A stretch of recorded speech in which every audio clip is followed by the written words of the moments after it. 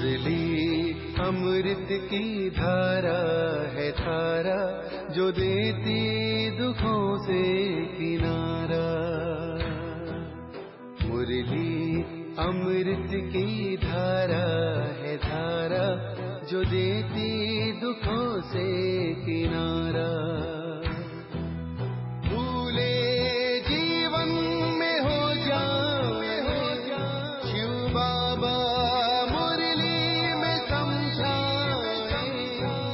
भूले जीवन में हो जाए शिव बाबा। ओम शांति। आज की तारीख है 1 सितंबर 2023 के बाबा के साकार महावाक्य। मीठे बच्चे, देह सहित सबकी याद भूल, बाप जो है जैसा है उसे यथार्थ पहचान, स्वयं को बिंदी समझ, बिंदी रूप से बाप को याद करो। बाबा ने प्रश्न पूछा, कौन सा ज्ञान इस समय बाप से ही तुम्हें मिलता है और कोई नहीं दे सकते? बाबा ने उत्तर दिया, तुम स्त्री पुरुष साथ में रहते गृहस्थ व्यवहार के संभाल करते पवित्र रहो। यह ज्ञान अभी इसी समय बाप तुम्हें देते हैं और कोई यह ज्ञान दे नहीं सकता। तुम्हें दान तो 5 विकारों का करना है, लेकिन मुख्य है काम, जिस पर पूरी विजय पानी है। सर्वशक्तिमान बाप की याद और श्रीमत पर चलने से ही यह ताकत मिलती है। गीत। दुखियों पर रहम करो। दुखियों पे कुछ रहम करो, माँ बाप हमारे भूले हो जिन्हें हम, वही बच्चे हैं तुम्हारे। दुखियों पे कुछ रहम करो, माँ बाप हमारे भूले हो जिन्हें हम। ओम शांति। वहीं बाप बैठ बच्चों को समझाते हैं। कौन है यह बाप? यह बच्चे जानते हैं जिनके सम्मुख बाप बैठे हैं। अब तुम बच्चों की बुद्धि का योग बेहद के बाप तरफ है। बुद्धि का योग अभी हद के बाप से तोड़ना है। सारी दुनिया के जो भी मित्र संबंधी हैं, बल्कि इस देह को, दुनिया को, सबको भूलना है। यह बाप के डायरेक्शन मिलते हैं। बाप बच्चों को कभी नहीं भूलते हैं। बाप तो कहते हैं, भक्ति मार्ग में भी तुम भक्तों की हम संभाल करते आए हैं, परंतु ड्रामा अनुसार तुम बच्चों को भूलना ही है। भूलवाती है माया। हम आत्मा हैं, यह भी रावण भुला देते हैं, देह अभिमानी बना देते हैं। यह तुम बच्चों का पाठ है। ऐसे नहीं कि तुम वहां सिर्फ बाप को भूल जाते हो, परंतु वह जो है जैसा है उस बाप की याद और सुख देने का ज्ञान भूल जाते हो। अभी तुम जानते हो बाबा कलब कलब आते हैं। बाबा कैसा है यह भी बुद्धि में धारण करना है। मनुष्यों ने तो शिवलिंग का बड़ा चित्र बना दिया है, और सभी के चित्र तो ठीक हैं, जैसे ब्रह्मा, विष्णु और शंकर का चित्र भी ठीक है। मंदिरों में पूजे जाते हैं, परंतु परमपिता परमात्मा का नाम, रूप, देश, काल जो है वह भूल जाते हैं। चित्र भी भूल जाते हैं। अभी तुम बच्चों को समझाया जाता है कि आत्मा बिंदी रूप है, सटार मिसल बिंदी है, बरकुटी के बीच में रहती है।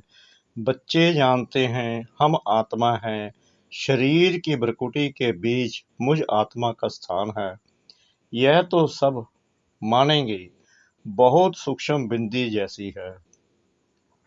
यह भी जानते हो परमपिता परमात्मा भी ऐसे बिंदी रूप ही होगा। खुद आकर समझाते हैं, मैं भी बिंदी हूँ, परंतु मनुष्यों ने बड़ा रूप ज्योतिर्लिंगम बना दिया है। जैसे बुद्ध का भी बड़ा लंबा चौड़ा रूप बनाते हैं, पांडवों के शरीर भी भक्ति मार्ग में बहुत लंबे बनाते हैं।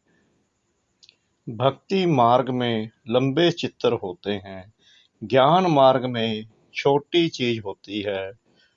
परमात्मा कहते हैं मैं बिंदी हूँ, कहाँ कहाँ बहुत बड़ा लिंग भी रखते हैं, नहीं तो बिंदी की पूजा कैसे हो सके। पूजा तो जरूर बड़ी चीज की होगी ना। तुमको अभी बिंदी रूप समझाया है, इन बातों को मनुष्य तो समझ ना सके। तुम बच्चों को भी पहले यह समझ नहीं थी, अभी जब परिपक्व अवस्था हुई है तो समझते हो। यह तो यथार्थ बात है।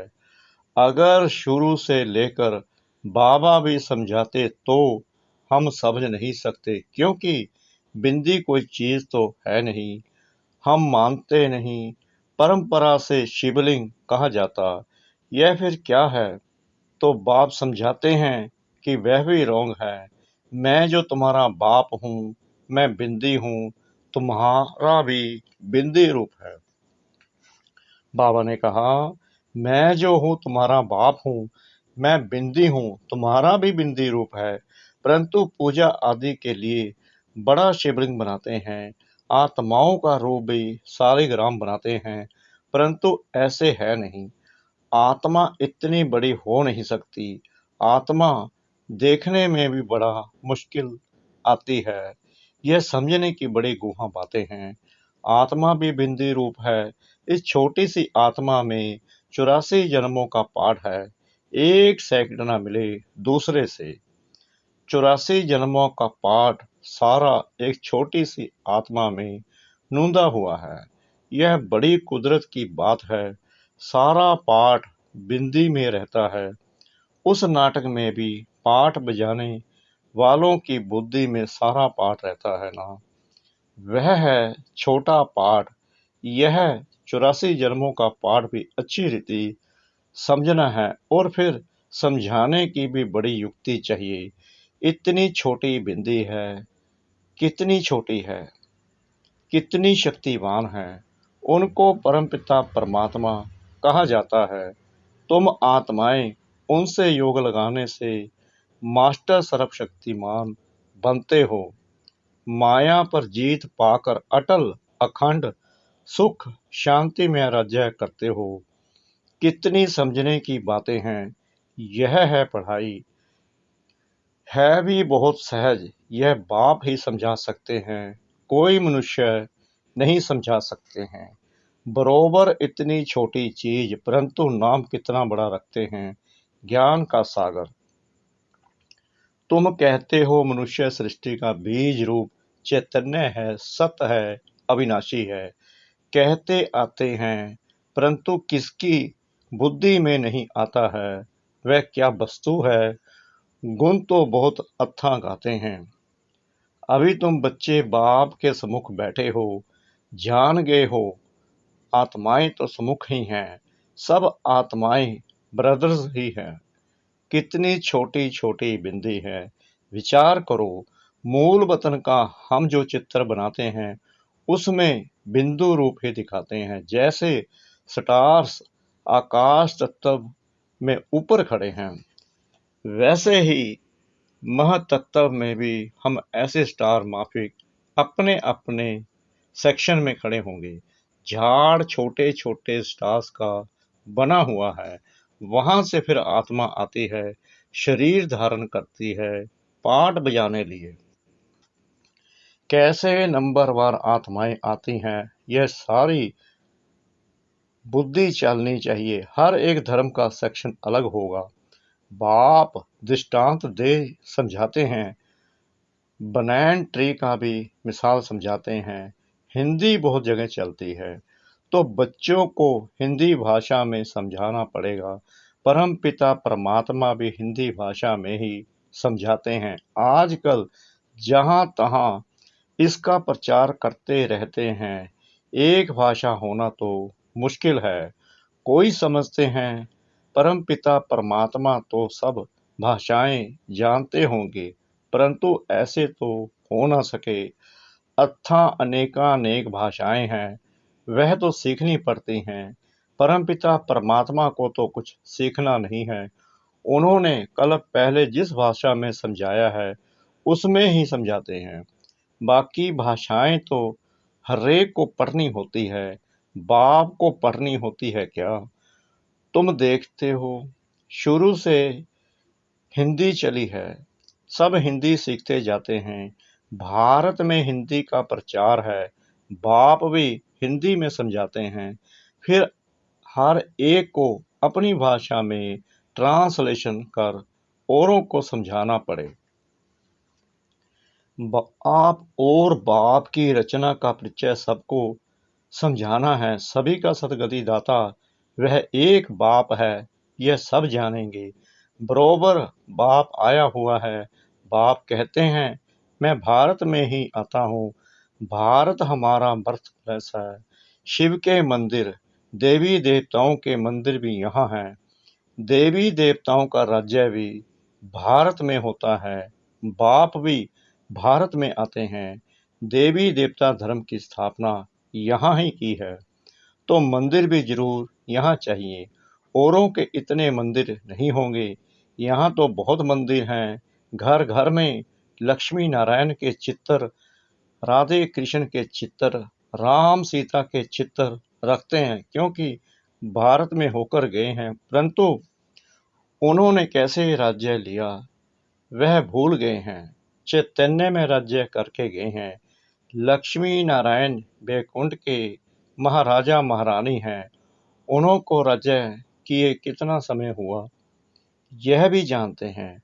मुख से कहते भी हैं क्राइस्ट से 3000 वर्ष पहले देवी देवताओं का राज्य था, तो क्राइस्ट को 2000 वर्ष हुए ना।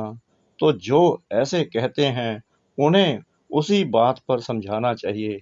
कहते हैं क्राइस्ट से 3000 वर्ष पहले देवी देवताओं का राज्य था, अर्थात स्वर्ग था। ऐसे नहीं कि क्राइस्ट भी उस स्वर्ग में था। पूछेंगे क्रिश्चियन लोग तब कहाँ थे, यानी उन्हों की आत्माएं कहाँ थी? इस्लामी, बौद्धिक, क्रिश्चियन आदि की आत्माएं सब कहाँ थी? यह समझाना तो बड़ा सहज है। वह सब निर्वाण धाम व निराकारी दुनिया में थे। निराकारी दुनिया भी है। दुनिया में जरूर बहुत रहने वाले होते हैं। सभी आत्माओं का निवास स्थान महतत्व रूपी निराकारी दुनिया में है। तुम बच्चों की बुद्धि में अभी यह है कि इस समय सब देवी देवताओं की आत्माएं हाजिर हैं। तब बाप आए हैं, फिर से देवी देवता धर्म की स्थापना करते हैं। समझो कोई धर्म आता है, पहले तो बहुत छोटा होता है। छोटी छोटी शाखाएं निकल जब पूरी होती हैं तब यह तुम्हारा फाउंडेशन भी पूरा होता है। बीज और झाड़ का राज समझाना तो बहुत सहज है। मनुष्य सृष्टि का झाड़ बहुत धर्मों का है। समझते भी हैं फलाना धर्म था तो फलाना धर्म नहीं था। अभी छोटे छोटे धर्म निकलते हैं, आगे तो नहीं थे ना। छोटी छोटी शाखाएं तो अभी निकली हैं। यह तुम बच्चे जानते हो और कोई नहीं जानते। आत्मा और परमात्मा का बिंदी रूप नहीं जानते हैं। अभी बाबा ने तुम बच्चों को आकर समझाया है। तुम कहते हो बाबा हम आपके बच्चे हैं, कल पहले भी आपसे मिले थे, आपके बच्चे बने थे। बच्चे बनते हैं बाप का बरसा लेने। बाप कहते हैं तुम हमारे हो, गोया एडॉप्ट किया, मुख्य वंशावली बने, तुम सब एडॉप्टेड हो। बाबा भी ब्रह्मा मुख से कहते हैं तुम आत्माएं हमारी हो।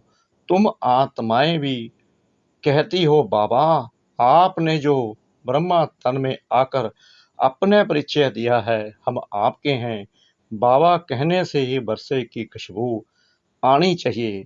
बच्चे ही कह सकते यह है परवर्ती मार्ग। सन्यासियों के शिष्य बनते हैं, वह बाप बच्चे नहीं बनते। बरसा बाप से जायदाद का मिलता है। वह तो कहेंगे हमने गुरु किया है, गुरु से तो जायदाद का बरसा नहीं मिलेगा, वह तो जायदाद को छोड़ जंगल में चले जाते हैं। वह जायदाद दे न सके, वह है ही निवर्ती मार्ग वाले। बाप तो जायदाद देते हैं, उनसे कुछ नहीं मिलता। जंगल में जाएंगे तो सन्यासी कहलाएंगे। तुम भी सन्यासी कहलाते हो। वह है हठ योगी सन्यासी, तुम राजयोगी सन्यासी हो। सन्यासी अर्थात 5 विकारों का त्याग करने वाले। सो तो तुम त्याग करते हो और फिर पवित्र दुनिया में चले जाते हो। वह त्याग करते हैं परंतु पवित्र दुनिया में नहीं जाते, पतित दुनिया में ही रहते हैं। तो बाप समझाते हैं आत्मा कितनी छोटी है, इतनी छोटी वस्तु में कितनी ताकत है, अविनाशी भी है। वह बाप इस शरीर द्वारा समझाते हैं। तुम्हारी आत्मा समझती है। बाप कहते हैं मैं आता ही तब हूँ जब कलयुग का अंत है, तमो प्रधान पतित हो जाते हैं।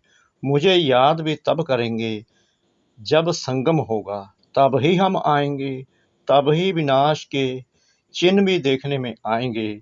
सो तो बरोबर देखते हो, अभी तुमको समझ मिलती है, वह फिर औरों को देनी है। अभी कलयुग का अंत जरूर है। यादव कौरव पांडव भी हैं, महाभारत लड़ाई भी है, बरोबर उस समय राजयोग भी सीखते थे। पांडवों ने विजय पाई, यादव कौरव विनाश हुए। स्वर्ग में तो एक ही धर्म होता है, अनेक धर्म खलास हो जाते हैं। यह बाप बैठ समझाते हैं, बच्चे जानते हैं। बाबा की इस राजयोग की शिक्षा से हम बरोबर सो देवी देवता पद पाते हैं।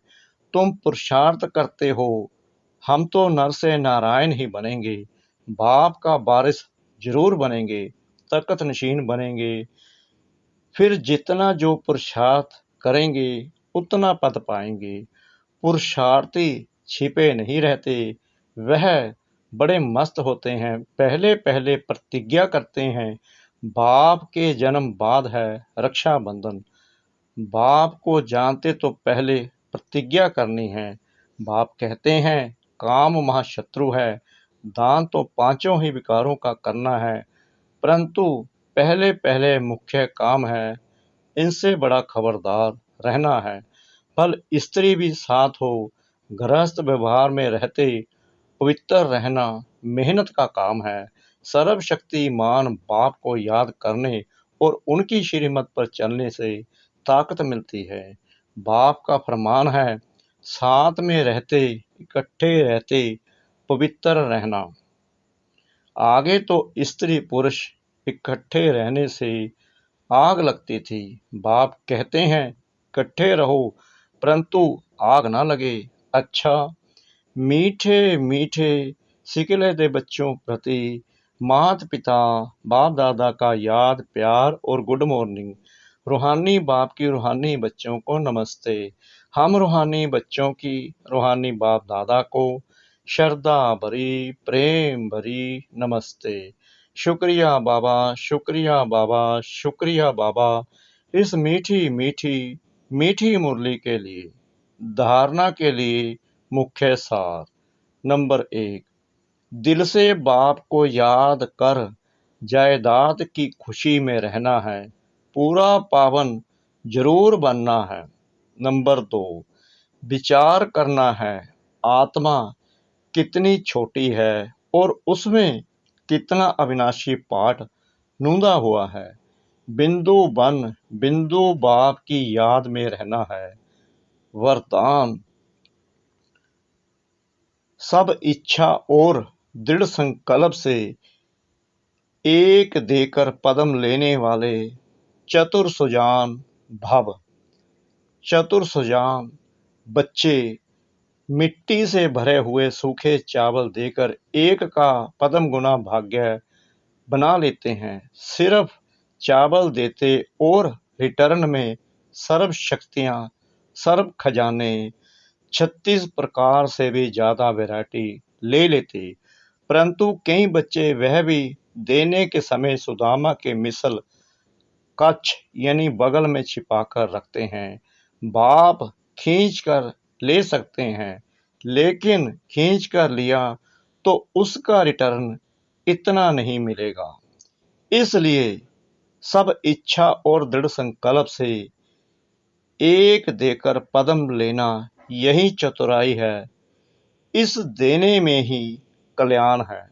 स्लोगन: साक्षी बन न्यारे होकर, हर खेल को देखने वाले ही साक्षी दृष्टा हैं। साक्षी बन न्यारे होकर, हर खेल को देखने वाले ही साक्षी दृष्टा हैं।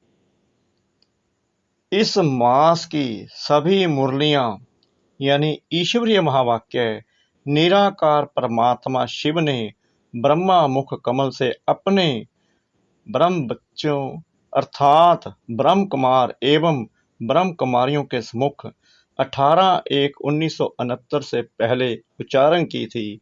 यह केवल ब्रह्म कुमारीज की अधिकृत टीचर बहनों द्वारा नियमित बीके विद्यार्थियों को सुनाने के लिए है। ओम शांति।